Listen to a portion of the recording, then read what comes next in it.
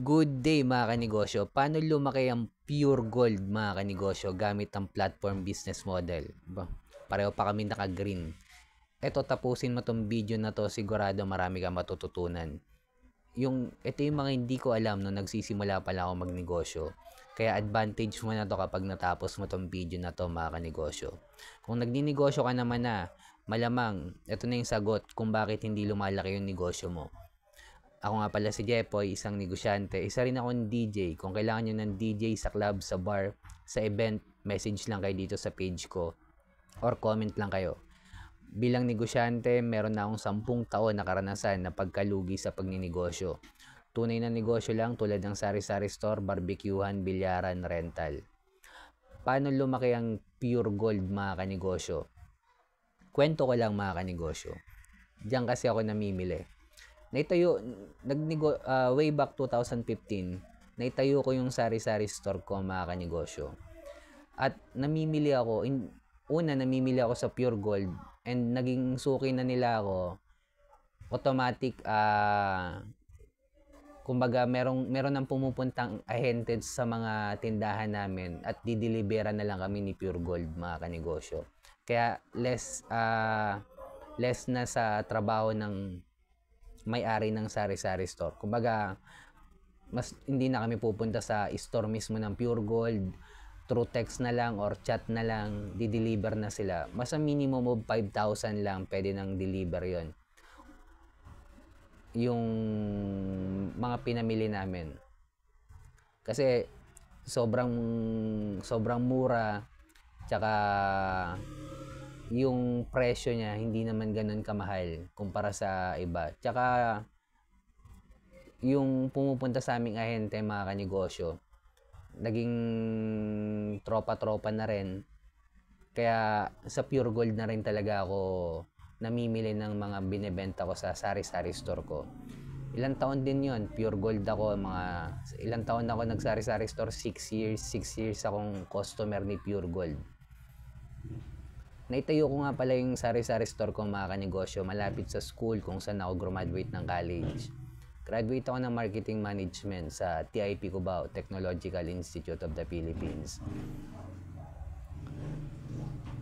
Ang natutunan ko sa pagsasari-sari store mga kanegosyo, kaya hindi lumalaki ang sari-sari store dahil magkaiba ang business model ng grocery store at sari-sari store. Bukod sa walang focus in one, bukod sa hindi sa akin yung produkto, hindi ako may-ari ng brand, hindi ako may-ari ng product, reseller lang ako habang buhay sa sari-sari store. Yes, kumita ako dyan mga kanegosyo. Hindi naman ako tatagal ng ilang taon kung hindi ako kumita dyan. Pero hindi natin mapapalaki siya, hindi natin ma-applyan ng franchising business model yan, distribution, manpower, software, licensing ang sari-sari store. Habang buhay kang reseller sa sari-sari store. Ang business model ng sari-sari store mga kanegosyo, mamimili muna ako ng paninda ko sa loob ng sari-sari store ko at kikita ako the moment na nabenta ko na yung mga produktong pinamili ko. Ang business model ng Pure Gold mga kanegosyo is platform business model. Halos katulad lang siya ng hardware. Magbabagsak muna si supplier kay Pure Gold ng mga produkto at babayaran ni Pure Gold within, alam ko ang kay Pure Gold nasa 4 months to 5 months pa nga yan eh. Kasi sobrang malaking kumpanya na si Pure Gold eh. Hindi lang 3 months yan. Imagine niyo mga kanegosyo. Magbabagsak muna si supplier kay Pure Gold at babayaran ni Pure Gold within 4 to 5 months. Yung imagine niyo yung pera na kay Pure Gold within 4 to 5 months yung cash. At pwede pang magamit ni Pure Gold yung perang yon sa ibang mas mabilis na magpapaikot ng pera at magpapasok sa kanya ng income. Pwede niyang gamitin pampasahod sa mga empleyado niya, pwede niyang gamitin sa pambayad ng commercial sa TV, pambayad ng artista, kumuha ng artista, pwede niya pang gamitin sa bayad sa renta ng pwesto niya. At Imagine niyo mga kanegosyo, parang umutang si Pure Gold sa bangko ng pera na walang interest at gagamitin niya pa to sa loob ng 4 hanggang 5 buwan. Mas matagal yung consignment kay Pure Gold ng mga ibang supplier mga kanegosyo kasi sobrang laking korporasyon si Pure Gold eh. Ganon ang business model ni Pure Gold, platform business model. At after niya sa platform business model, inatupag naman ni Pure Gold yung franchising business model.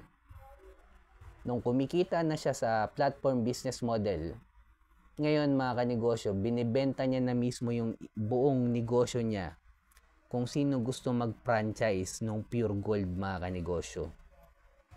Yung sistema niya na yung binibenta niya ngayon. Sobrang mahal. Milyon ang aabutin nyo pag nag-franchise kayo ng Pure Gold. Hindi lahat ng branch ni Pure Gold is si Ko ang may-ari. Si O yung may-ari. Si Ko. Si Sir Ko. Chinese yun mga kanegosyo. Yung iba doon franchise mga kanegosyo. Imagine niyo kung paano pa napalaki nung may-ari yung Pure Gold. At hindi mangyayari yon sa sari-sari store. Dahil una, hindi ikaw may-ari ng produkto. Hindi ka naman binabagsakan ni supplier ng produkto na babayaran mo pa within 3 to 4 months. Dahil nga magkaiba ang business model. Sa sari-sari store, naglabas ka muna agad ng pera. Kaya mga kanegosyo, kung may sari-sari store ka, wag mong isara yan. Hindi ko sinasabing isara mo yan, pero sinasabi ko, hindi yan lalaki. Habang nagninegosyo ka ng sari-sari store, mag-isip ka ng isang negosyo, halimbawa ice tube. Pag may close yung sari-sari store mo, isipin mo ice tube. Yung ice tube mga kanegosyo, yun pwede mong applyan ng distribution business model. Pwedeng ikaw magbagsak ng mga yelo sa lugar mo. Hanggang mapalaki mo yung distribution business model mo ng ice. Doon ka tunay nakikita mga kanegosyo. Kaya kung nagsisimula ka pala magnegosyo, focus in one, hanapin yung community ng mayaman, i-scale up natin yung negosyo natin tulad ng ginawa ni Pure Gold. In-apply niya ng platform business model at franchising business model yung negosyo niya. Panghuli, pang-apat, kailangan na natin gumawa ng original content dahil kasama na sa trabaho natin to bilang negosyante. Kaya kung umabot ka sa dulo na video na to, heart ka naman sa akin, type nyo sa baba para malaman ko yung tumatapos ng video ko. Type nyo Pure Gold mga kanegosyo para may idea ko kung ilan yung tumatapos ng video ko. Subscribe ka naman sa akin. Bilang negosyante, kung dumadanas tayo ng pagsubok or struggle, huwag natin kalimutan mag-pray kahit anong religion natin. Ingat tayong lahat. Peace.